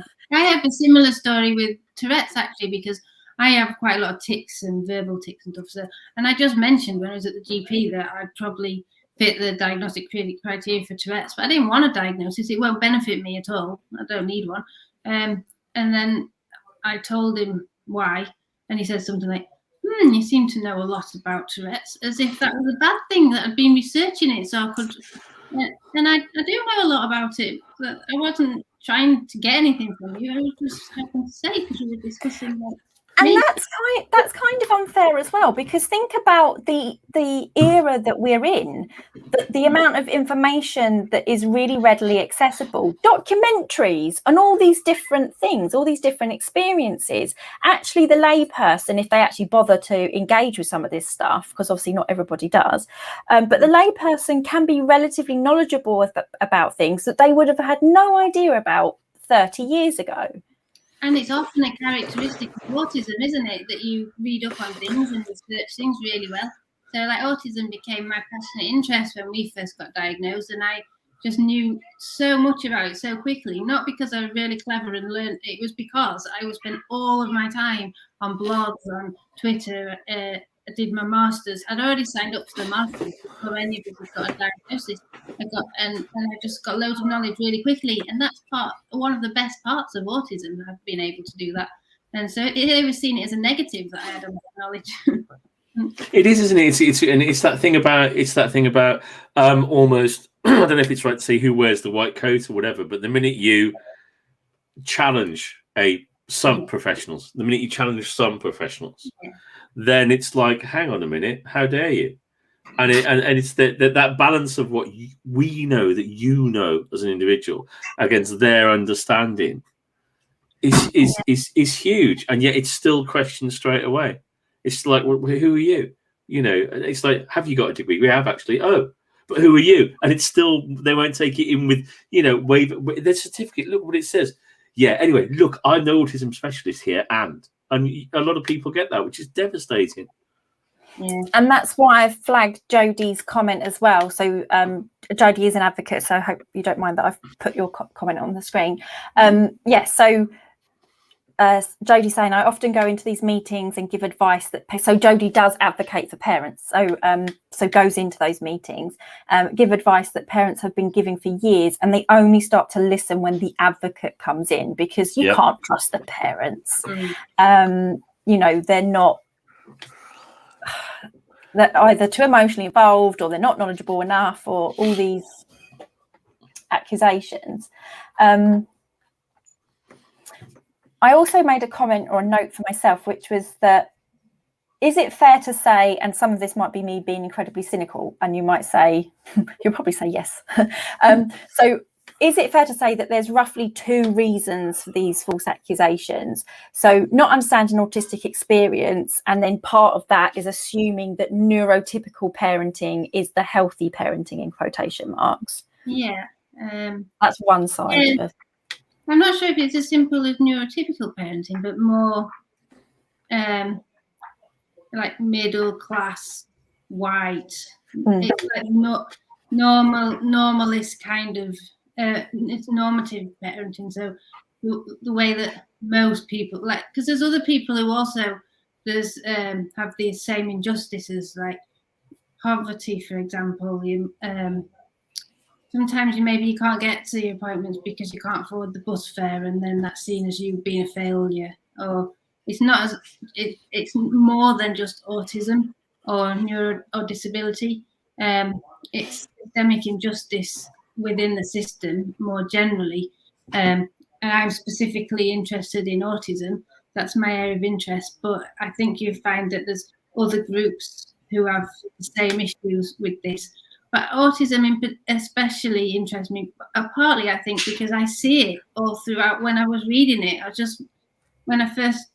years ago when I first started looking at it, when I was doing my master's research, and I just kept thinking, well, that's autism. That looks like autism all the way through. And it's like, it doesn't always get mentioned, but just correlates a lot. And then another thing is, it's hard for people to talk about, but then if you mention it to other people, you suddenly start getting all these stories, and people have been bottling it up. And I've been doing talks about FII. You nearly always get somebody starts crying in the audience. It breaks your heart because they didn't necessarily know that it was happening to other people, and they've been keeping it to themselves. So the more it's been talked about, the more other people feel able to come and find support. So that's good. That's actually, like I say, it would be nice to be able to give even just a nugget of hope for people, because there are people who've said in the comment section that this is something they're scared of. As autistic parents, it is something they worry about. So like I say, is it arguably that there's these 2 reasons that this is what I'm hearing? So like I said, not understanding autistic experience and assuming normative parenting like is the best, kind of like having this ideal idea of parenting. Am I being incredibly cynical in saying, is it also more likely because of resource scarcity? So, you know, certain services being concerned, and they're like, you know, putting off a diagnosis for somebody because then we'll actually have to help them. I don't know if I'm being really cynical. It's really hard to prove things like that, isn't it? But obviously there's a financial benefit of making parents be quiet and go away, or take their child out to home education, rather than because they're scared of, if they try and fight for what they should get in school, that they'll get their child taken off them or something. It's better if financially better if they'll just go and home educate, or go and be quiet. But obviously you can't know that, can you? So I do think that mainly it's genuine misunderstandings, but it's not as simple as the individual professionals either, because they're working within systems that are restrictive, and even things like the tools that they use. So a social worker uses a parenting assessment tool. They haven't been researched on autistic parents, have they? They might be good might be good for most of the population, but who knows if it works for autistic people? And they probably don't, because, like I said, one of the things they'll look for is emotional warmth. So I assume that means hugs and stuff, and that's just not really an I did make a comment when you said that, because that was really important and interesting. So I made a comment earlier on that we already know as autistic people that our love language is different. So I said, you know, a hug to me is from like a friend or something. I don't enjoy that. That's discomfort to me. But having somebody sit in companionable silence, and or info dump, and which to outsiders makes it look like you're just talking about yourself, you know, that's our love language, and to us that's actually emotional warmth. So and the research that feeds into these tools that get used don't necessarily split out the autistic people. It's just done on the general population, so they're not necessarily going to work, and we just don't know if they do or not. And I mean, like I say, that is me being cynical. Is it about resource scarcity? And like I say, we can't necessarily demonstrate that. There's no, you know, empirical evidence to demonstrate that. It will be anecdotes, and it's the fact that I've sat in on council meetings and heard about another council. So it wasn't the council I was sitting in on, that this other council, there was another member who was really frustrated that the council that I was there for, I'm not going to say which ones, they were actually letting parents know that you don't need a diagnosis to get the support in place for your child if there's need. And this other council member was like, don't be telling them that, because then we'll have an influx of people. And it's like, yes, exactly, because then the support is needed. So I guess that's where my cynicism comes from, is that, and sadly I am hearing those sorts of anecdotes that, well, don't tell parents the law, because they'll actually use it, and we'll have to give them the services and the, you know, find the resources. And again, that's another justice, because the people who do get the resources then are the ones who can afford to get a solicitor or an advocate, or can afford to take time off work, or they don't work because they've got a husband who works, so they can spend their time researching it. And people who are trying to work 3 jobs to put food on the table, they don't have that. So it's another social injustice that's built into the system. It's quite depressing, really. And Tigger, were you going to say something? Oh, it was just that, you know, you're saying about, are you being cynical? You know, children are taken out of school to go on day trips the day that tests have been done, or Ofsted come along, because of, it's the same kind of cynicism that's true, isn't it? Do you know what I mean? It's the same kind of like, yeah, we know. I think was it a deputy head or a teacher that won tribunal against his school and local education authority, because he just rang Ofsted and said, guess what's happening today, the day you're coming, this child, this child, this child, and this child are not going to be at school, and this is why. And the school sacked him, and he took the tribunal and won, because he was saying they're doing it, and that's the kind of cynicism I can understand. I mean, but the thing about, I mean, who is it? That's why we tell people the law from Jodie. Yeah, and that's why the parent carers groups that I know across Britain and so on, they do loads of courses around, this is the law, these are your rights. The more informed a parent is, the more likely to be listened to, but also, more often than not, those parents are not listened to until they bring somebody else into the room, you know, aka an advocate and so on. That's where so many professionals go, oh, we've got somebody else in the room. And it's again just shows you that they automatically look at a parent, more often than not a mother, and just completely disregard their knowledge, their input, content, so on and so forth, which has got to change. I think I'm going to make a note here, because I don't want to go on too much longer, because I'm getting hungry too. But okay, so I'm just going to make my notes so I can come back to it so I don't forget. But I would like to flag a question. I say that I'm not going to put it on the screen again because of the sensitive nature. I don't want it on the camera.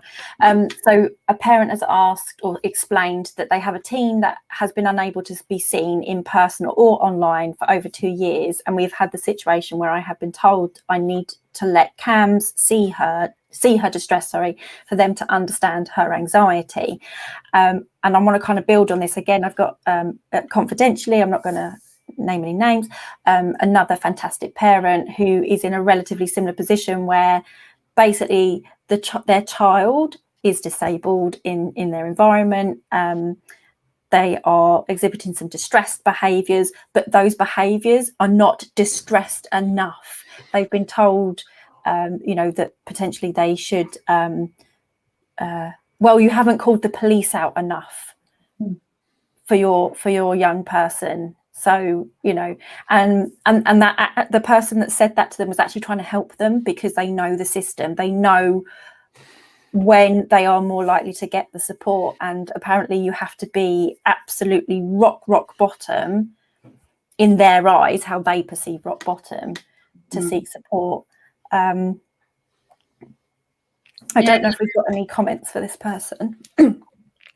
That's one of the bad things about how the way the system works, is that you have to be, you really need to be reach the bottom often before you get the support in place, unless you've got a good advocate from early on who can help support you and explain. I'm trying to get an EHCP for my daughter, and so because I now have a lot of knowledge about autism, I'm in a much better position to explain what I'm trying to prevent happening, and what we're seeing happening at home that isn't happening at school yet because of masking. So most parents, when you first find out your child's autistic, and you don't have that knowledge at first, do you, at the time when you need it? So it often can get to crisis before anything, before any support gets put in place. That was how it was for my eldest. We ended up having to just do home ed while everyone had a break from all of the stress, and then we got an EHCP once he was out of school and out of the environment that was causing the crisis. So I guess, if you're in terms of advice for that parent, I guess some people would find this controversial, but I think sometimes if you're try and video some of the behaviours for just for the relevant professionals to see, then that can be helpful. But it's not good, because they shouldn't be having to get to that stage of stress. I think that's the concern as well. So that particular parent as well as further commented later, saying that the teen has been discharged from CAMS as the teen can't see that anyone face-to-face or online, has been unable to engage with them. So I've been told by professionals and others to get her there, just take her to school. And that's really traumatic. It's like they're literally, the advice is to cause your young person trauma while you're already saying they're in a low mood state and so on. That's a horrible advice. You know, it's like this other parent who's been told, well, you're not calling the police out enough. And it's like, well, that's traumatizing for the family, for that young person. The advice you're giving is to traumatize young people. They've been told that they need to grow a pair, in quotation marks, and challenge her. It sounds like the parent is desperately trying to do what's right for their young person and not traumatize them. And they're being given this advice. I was being told that. I didn't buy into any of that. With my first child, because I didn't know as much about autism and really understand what was going on, so I left him in school much longer than I would have now in hindsight. But we eventually just went out of school and sorted it out from there, and we went for the really low arousal sort of approach. So he didn't leave his room for ages, ate in his room, only really left to go to the toilet. We didn't even force things like baths or anything, and then we, rather than trying to force, then we gradually built it up. So he still, years later, doesn't go out a lot now, but he does choose to go out sometimes, and he's in a specialist school and going part-time. And so we did the opposite, which was remove all the stress, and then gradually, as his mental health improved, being guided by the young person's needs at that point in time. And I have to really advocate for him about things like increasing the hours, because there's a real obsession with getting kids into school full time. I mean, I don't even work full time because I find it too stressful, but we make kids, it's like full time is how it should be. So I have to advocate for him to try and not move him up to full time too quickly, things like that. We do it. So far, he has chosen every time when we've put a day up. I might have encouraged him a bit, but it's been his decision. And I've been saying from the outset, I'm not going to make you go in. When you're ready, we'll put the day up for another day. And fingers crossed, it's worked so far.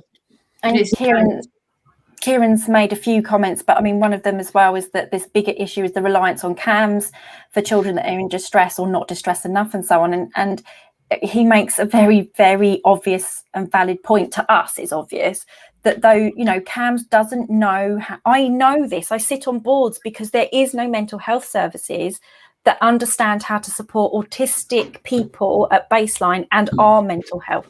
Not that we have different mental health, but it will exhibit itself differently. We may experience it differently because at baseline we're autistic, and they don't know that. They send us away because it's an autism thing, quotation marks. It's not. When we need help, we want mental health help. Sorry, there's a comment I liked from Kieran earlier on, which I was smiling at, so I apologize. I was smiling on the screen. Just said, you know,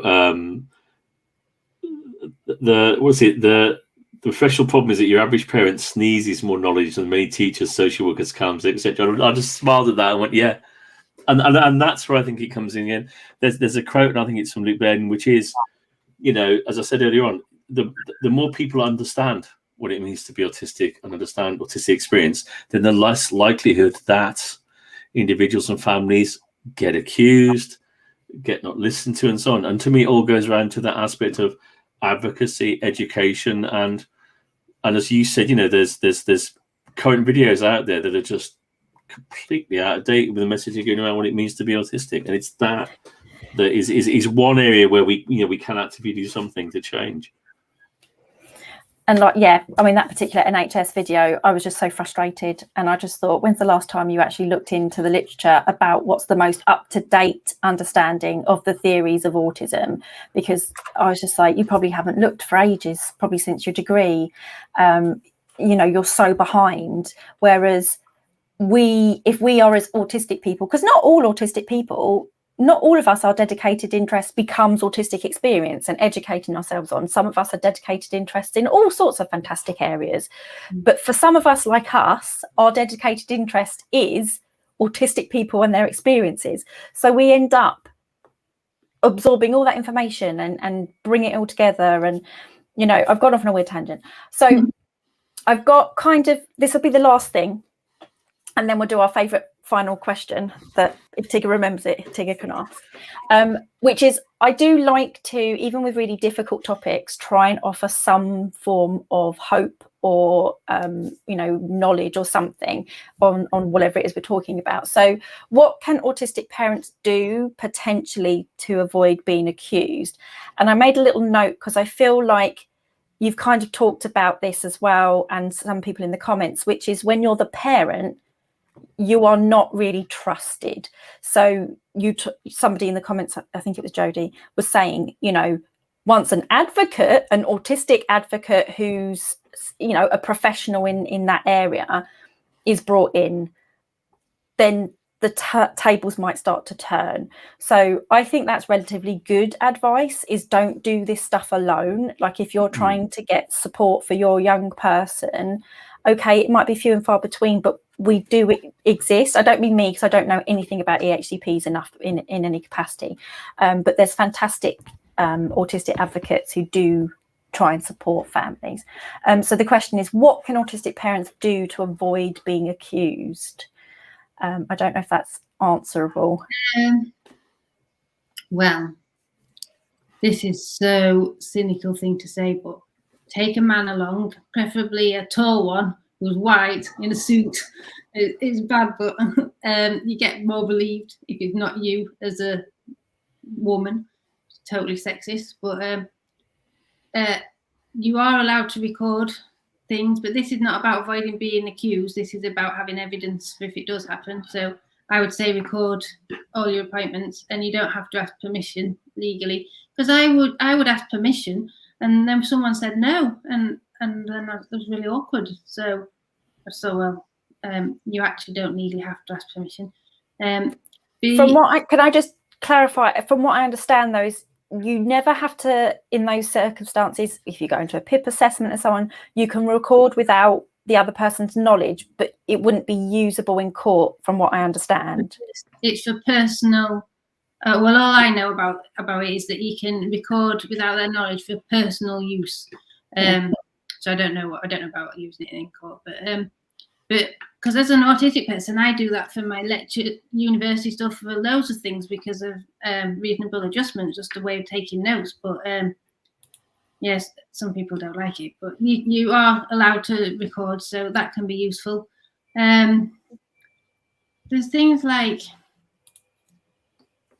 if you've got a lot of knowledge and challenging people, it doesn't always go down well. So what we were saying about having an advocate or having someone with you who can support you, it might sometimes come better from another person. But also, you don't have to respond to everything immediately, because I know in my case, I do process information very slowly, and I sometimes don't really work out what was meant until quite a lot later. And so if I try and respond too quickly or I get upset, then I can't speak as well and I can't make my point. So you can just not say anything at the time and come away, think about it and respond later. Now I'm probably in the minority in that I tend not to complain about stuff, and I think that I would say that that's not a great idea. You need to complain about things with somebody else's help, so that they can make sure it's done almost objectively. Because when I get upset, I tend to be a bit too accusing, and you don't want to be getting people's backs up. So again, I would say try not to let your emotions run the conversation, because it's a very emotional topic. You're going to be upset when people are gaslighting you and not believing you. And actually, that I was going to say that makes I've been sense. to meetings where go on. Sorry, go on. I've been to meetings where I've said I find it difficult to process and I can't type, and I find note taking really difficult. Therefore, I've told people in advance I will be recording this meeting because. And also, as you said there, with all the parents I worked with, I always say, please bite that bullet, if that's the correct term. Hold on to it, process it, come back to it. Don't see the red rag, whatever it is. Yeah, just don't get angry. And I know that is so difficult. Because that escalates then on both sides sometimes, and then people just take it as another tick in the box, so to speak. But that is difficult to keep hold of. I think if you know that you are an emotional person, there's no judgment on that in any capacity. So if you just know that that's likely to be the case, then you could do what we did with the person's consent, and actually it was their suggestion, is when we did sit in on an EHCP meeting. So I was there as an autistic advocate, Tanya was there as an autistic person but an EHCP knowledgeable advocate, and then they also had a friend who they wanted there. Basically we were all neurodivergent except for the panel, if you like. And this parent had said, it was a very emotional thing. They do get stressed, all this kind of stuff. And so we had a WhatsApp chat, because it was all online. We had a WhatsApp chat going at the same time where, we were saying to the mum, don't even get into this bit, stop worrying about this. This is not even worth worrying about. You're wasting your time and your energy. Let's just get on to the next segment. So trying to support in the background that autistic parent, because it's your child. So it makes sense that you're going to get distressed and emotionally upset potentially in those, meetings of any description. So yeah, having an advocate there with you. I speak mainly on myself, but I tend to notice something that was wrong or that I'm unhappy about and focus on that, and then I can't listen to the rest of the meeting.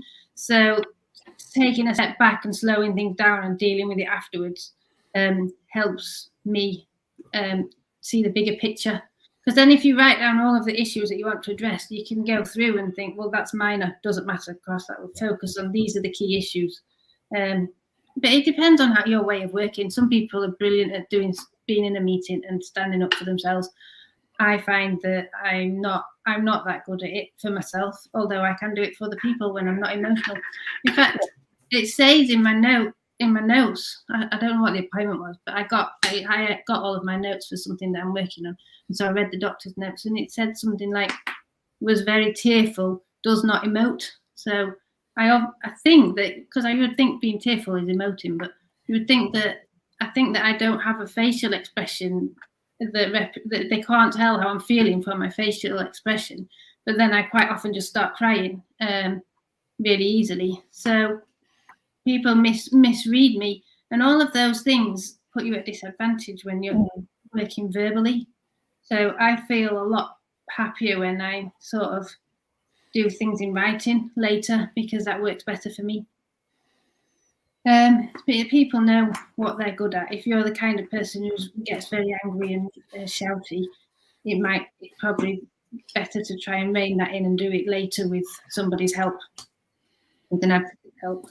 And I certainly saw that with my sister. I sat in with her for some like mediation between her and her ex-partners about her, her daughter. And my sister was really taking on board what was being suggested by the school and so on, and the mediation and all this kind of business. But frustratingly, I could see the teachers approaching my sister the way a lot of people do, which is that she talks quite quickly. She's got attention differences as well as being autistic. She talks very, very quickly. She does get emotional, but because I know her, I just know that she's getting frustrated with the situation and she's just trying to get her thoughts out, because people don't tend to listen to her. So I would be there to be the one to say, actually, can you listen to what she's saying? Yeah. And not pay attention to how she's saying it, because, and then obviously I won't go into details what the discussion was about, but and that frustrates me, because just because she talks very quickly and in what would be classed to our outsiders as an emotional way, doesn't mean she hasn't got a really good point or that she's, I mean, to be honest, we weren't there because my sister was the problem. So that's how other discussion thing. Yeah,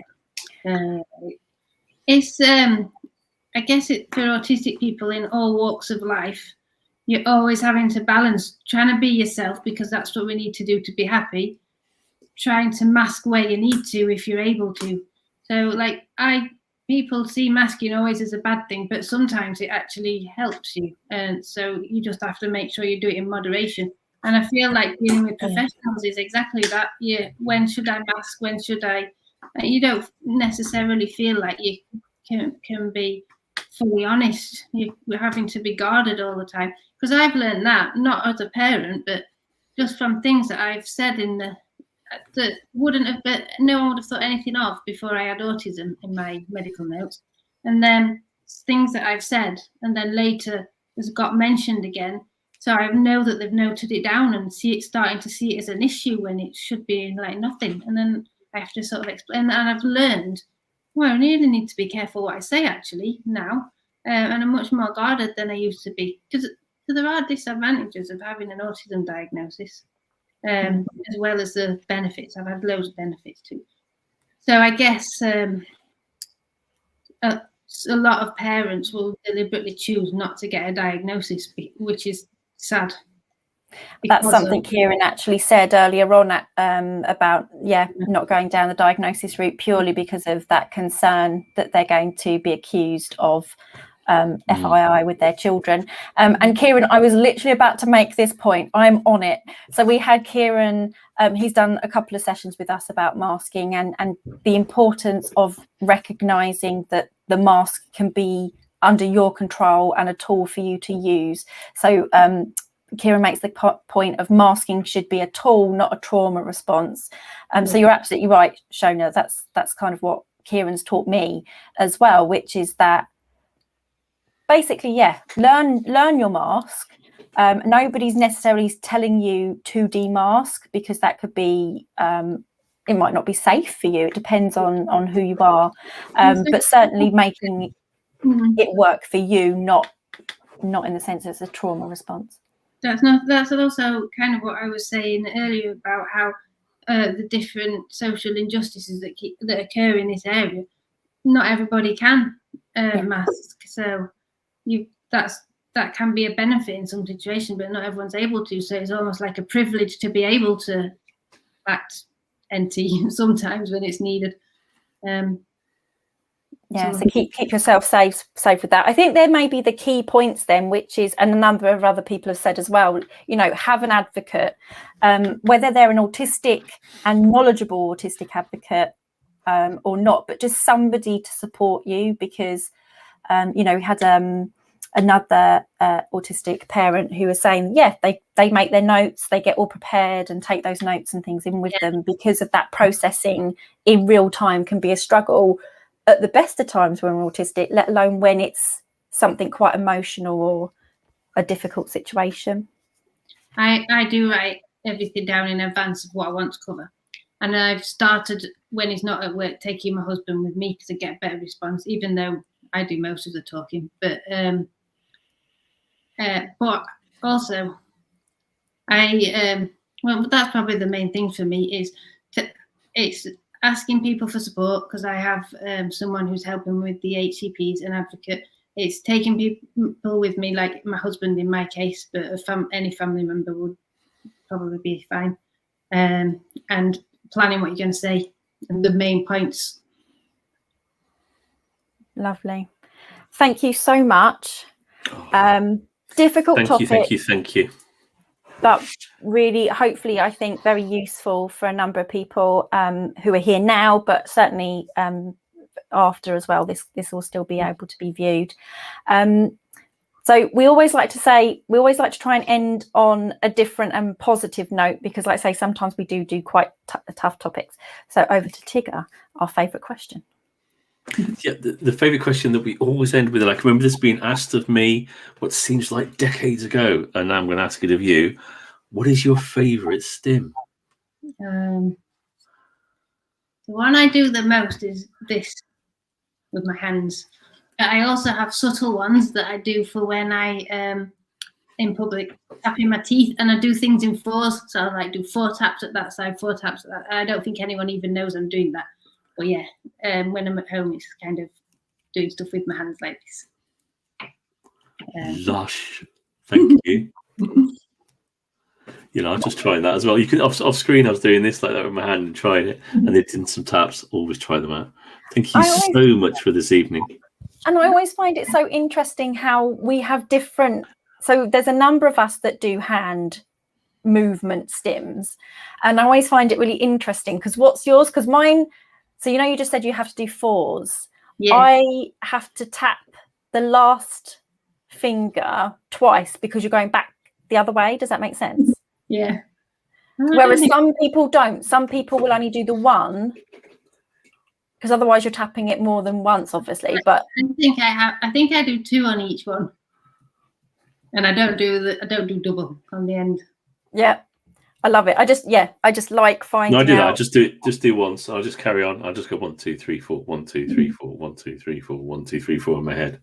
I also have really foul language when I'm on my own in my office. So that gets my stress out, and hand flapping. But that's when I'm anxious, and I'll swear at the computer, and like people will be shocked if they who know me in real life by my foul language.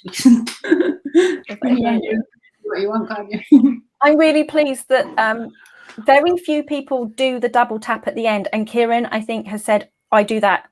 So I'm so pleased because very few people do the double tap, which is necessarily at the end. I also like the coldness of nails, like they're flicking as well.